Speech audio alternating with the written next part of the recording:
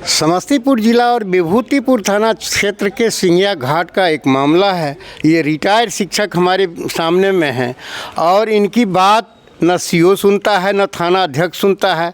मामला है ज़मीनी विवाद है और ज़मीनी विवाद में ये रिटायर्ड शिक्षक है, ये समझ रहा है कि हम रिटायर हो गए तो ये इनका काम सब रिटायर हो गया। हम इनसे जानते हैं, ये एसडीओ को दिए हैं आवेदन, एसडीओ को दिए हैं, डीएसपी को दिए हैं, लेकिन कोई सुनने वाला नहीं है।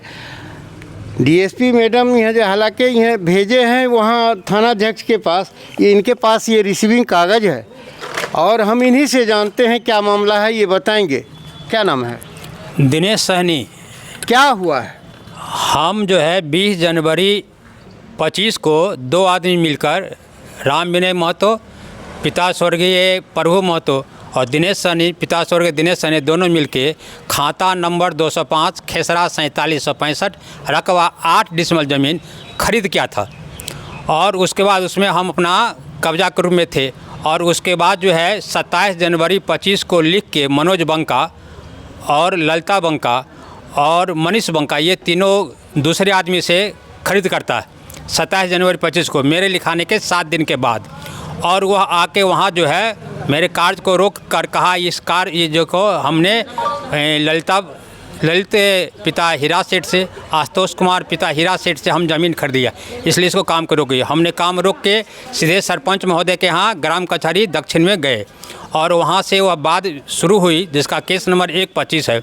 और वहाँ जो है नोटिस किया गया, हम लोग उपस्थित हुए, बंका भी उपस्थित हुए और बंका के द्वारा कहा गया कि ये ज़मीन का पेपर मेरे पास नहीं है, इसलिए हम जिससे लिखाए हैं उसको सूचना दी जाए।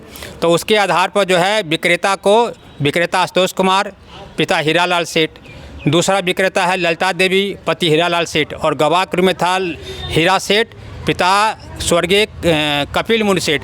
उसको नोटिस किया गया लेकिन नोटिस लेने से इनकार किया, उसके बावजूद भी अभी तक नहीं आ रहे हैं। हम लोग जो है पहले खरीदे तो हम लोग जो है परिमार्जन के लिए जो विक्रेता था हमारा मनोज कुमार, उसके यहाँ गए परिमार्जन आवेदन देने के लिए, लेकिन वो जो है परिमार्जन आवेदन नहीं लिए और परिमार्जन आवेदन नहीं लेने के कारण मैं जो दाखिल खारिज के लिए आवेदन दिया वो भी आवेदन नहीं लिए।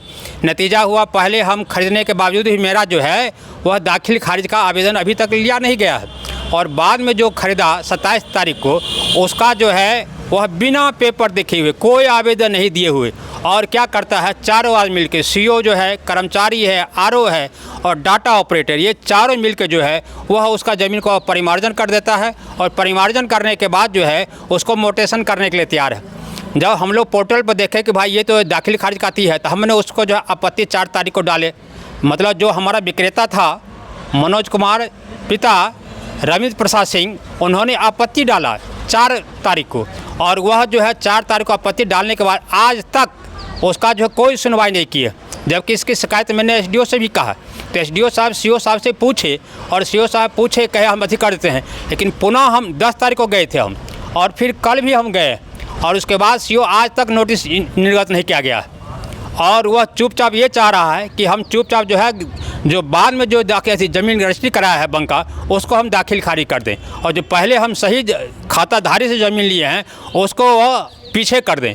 और उसी के पर्पस में वह सीओ और थाना अध्यक्ष दोनों जो है नाजायज़ राशि लेकर, मोटी राशि लेकर क्या कर रहा है कि वो मेरे काम को पीछे कर दिया और उसको मदद कर रहा है। जो काम बंद पड़ा हुआ था उसको खोलवा के और उसको जो है मकान बनवाया जा रहा है। वहाँ जो असामाजिक तत्व जो है वह वहाँ आके गाड़ी लगा के रहता है और उसका जो है सीओ और थाना का संरक्षण है मिला हुआ है मोटी राशि लेने के बाद और उसे काम किया जा रहा है। हम जो थाना प्रभारी सीओ के यहाँ गए कहने के लिए, पहले तो हम स्पॉट पर गए, मेरे आदमी ने 112 को कॉल करके बुलाया लेकिन वो 112 यह कह दिया कि मैं नहीं आऊँगा, आप थाना पर आके आवेदन दीजिए। जब थाना पर आवेदन देने के लिए गए तो थाना अध्यक्ष जो है वह आवेदन देख लिए, पढ़ लिए, लेकिन कहा हम इसमें कुछ नहीं कर पाएंगे, हम जब तक हमको जो बड़ी अधिकारी का आदेश नहीं लिखित लाएंगे तब तक हम कुछ नहीं करेंगे, हम नहीं जाएंगे, आप जाइए। तो हम कहे सर हम लोग स्पॉट पर जाएंगे, तो कहा आप लोग जाइएगा तो हम अरेस्ट करेंगे, विवाद होगा हम अरेस्ट करेंगे। तो हम सीधे एसडीओ के यहाँ चले गए और एसडीओ को जाकर हम अपनी बात को शिकायत किए।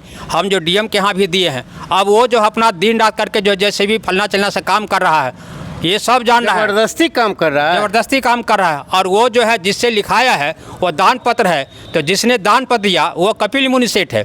तो कपिल मुनि सेठ को कहाँ से प्राप्त हुआ वो बता ही नहीं रहा है। और कपिल मुनि सेठ दूसरे को दान नहीं लिखा है, वह अपने पत्नी को दान पत्र लिखा है और अपने पुतों को घर में चुपचाप दान पत्र लिख दिया। और इस संबंध में उसकी कपिल मुनि सेठ या जो विक्रेता है ललिता सेठ जो है, तो वो उसकी बेटी जो भारती है, वह जो टाइटल शूट चल रहा है बाप बेटी में, उसमें वह दान पत्र को जाली कर दिया है। दिनांक 17/5/1983 जो दान पत्र है, टाइटल नंबर जानते हैं आप? हाँ, टाइटल शूट जो है वह 62/2020 है। वह हीरालाल सेठ बनाम संजय कुमार पूर्वे, उसमें ललिता भी थी, भारती कुमारी भी पार्टी है। तो भारती कुमारी अपना जो है वह लिखित बयान में कह चुकी है कि दान पत्र 17/5/1983 कपिल मुनि सेठ बनाम ललिता देवी ये जाली है, फर्जी बनाया गया है लाभ प्राप्त करने के उद्देश्य। और उसी फर्जी दान पत्र के आधार पर अभी जो है ललिता देवी मनीष बंका को केवल लिखा है, और उसी के आधार पर जो मनीष बंका अभी जबरन कब्जा करके वह दखल कब्जा करना चाहता है। और मेरी खरीदी की ज़मीन पर और खतियानी ज़मीन जो दूसरा है बगल में, उस दोनों पर वह मकान बना रहा है, जिसको सीओ और थाना अध्यक्ष दोनों मिलकर संरक्षण दे रहा है। वह चाहता है किस तरह मकान बन जाए। ये लोग गरीब आदमी है, कमज़ोर है, और वह अपना जो है मुकदमा में जाए, हम लड़ते रहेंगे और मकान कब्जा करके रखेंगे, यही उनका उद्देश्य है। तो हम चाहते हैं कि सबसे पहले हमारा ज़मीन जो है उसको निर्माण कार्य और रुके, जब तक नहीं रुकती है सर तब तो वो जो है जो गलत लोग हैं उनकी मंशा पूरी हो जाएगी, हम कहीं के नहीं रहेंगे सर, हम लूट जाएंगे। इसलिए हम आग्रह करेंगे कि वह ज़मीन पर जो निर्माण कार्य हो रहा है वह अविलंब रुके, यही हम मेरी प्रार्थना है सर। सीओ साहब, आपने सुन लिया ये इनका क्या शिकायत है। इन्होंने डीएम से भी दिया है आवेदन, आपके जिला पदाधिकारी अनुमंडल पदाधिकारी से आप बड़े हैं। सीओ साहब आप सुन लीजिए, आपको जो है अधिकार निजी ज़मीन में नहीं है, आप सरकारी ज़मीन को ही कुछ कर सकते हैं, और पहले केवलदार का हक पहला होता है। आप ये जो है ऐसे मत करिए, और इनकी व्यथा को सुने हैं आप निश्चित रूप से ये जो है इनका भी यह मांग सुनिए, पेपर देखिए और कार्रवाई कीजिए, यही इनका कहना है।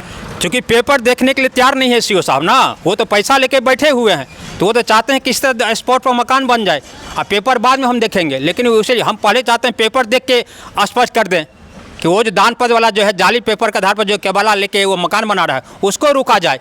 अगर हम गलत हैं तो हमको हटा दिया जाए, लेकिन पेपर पहले देखें। पेपर देखने के लिए तैयार नहीं है, और पैसा के बल पर वो जो है जबरदस्ती मकान बनवा रहे हैं, पार्टी बन के मकान बनवा रहे हैं, ये स्थिति है वहाँ पर। सीओ साहब पार्टी बन गए हैं, पार्टी बन के बनवा रहे हैं, ये स्थिति है वहाँ पर।